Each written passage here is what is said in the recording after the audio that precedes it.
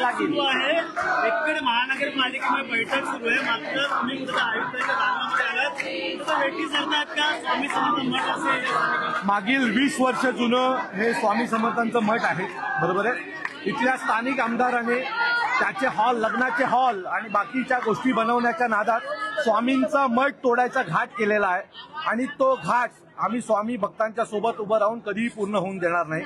आयुष्यभर आदिवासींच्या जागा लाटल्या, बिल्डरांच्या जागा लाटल्या, गरीब लोकांच्या जागा लाटल्या.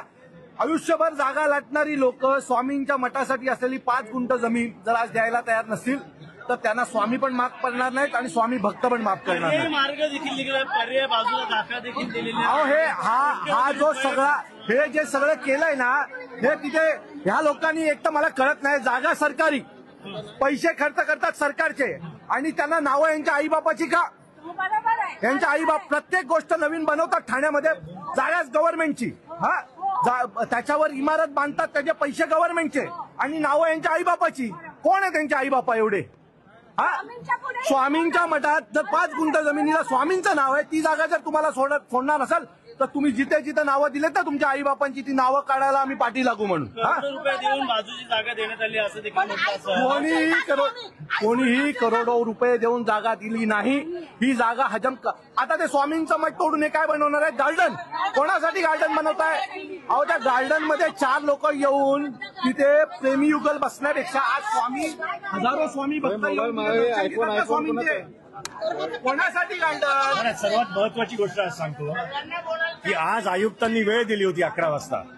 आम्ही हे नॉन पॉलिटिकल फक्त स्वामी भक्त आज या ठिकाणी आलेले कमिटी वरती गेली, त्यांचं ऐकूनच घेतलं नाही. आमदार साहेब, मंत्री साहेब आले आणि उठून गेले आणि हाकलून दिलं त्यांना. हे सगळे स्वामी भक्त आलेले, आम्हाला वरती पण यायचं नव्हतं. पण अशा पद्धतीने जर तुम्ही ऐकूनच घेणार नसाल तर आमचा आवाज कसा तुमच्यापर्यंत पोहोचवायचा हेही आम्हाला माहिती.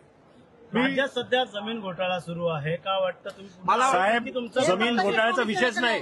यांची जी ट्रस्ट आहे ते पैसे पण मोजायला तयार आहेत या जागेचे. त्यांनी प्रस्ताव पण दिलेला आहे म्हाडाकडे की ही जागा जेवढी आमची मठाची आहे त्याचे पैसे पण आम्ही देऊ. ते पण तुम्हाला घ्यायला तयार नाही तुम्ही. मी तुम्हाला एक गोष्ट सांगतो, म्हणजे हजारो कोटीचे जमीन घोटाळे चालू आहेत, त्यात आमच्या आमदारांनी पण काही घोटाळे केलेले आहेत. जर तुम्ही याला गेलात, घोडबंदरला गेलात की डोंगर खाण्याचं उत्खननाचं जे काम चालू आहे ना, ते त्याचाच एक पार्ट आहे. माझं मत आहे करावं, तुम्हाला काय करायचं ते स्वामींची 2-4 गुंठे तर जमीन सोडा आणि ती जमीन तिथलं जर मठ हटवण्याची तुम्ही हिंमत केली, प्रयत्न केलात तर तुम्हाला भोगावं लागेल. आम्ही कोणी शांत बसणार नाही.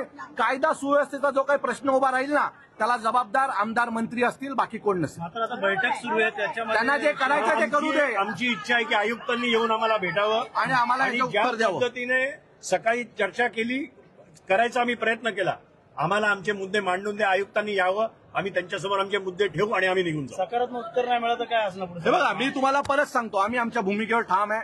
कोणी आलं तरी मठाला हात लावून देणार नाही. तुम्हाला जे करायचं ते करा आणि सत्तेचं शहाणपण स्वामी सहन करणार नाही, एवढंच तुम्हाला सांगतो. चलो. एबीपी माझा, उघडा डोळे बघा नीट.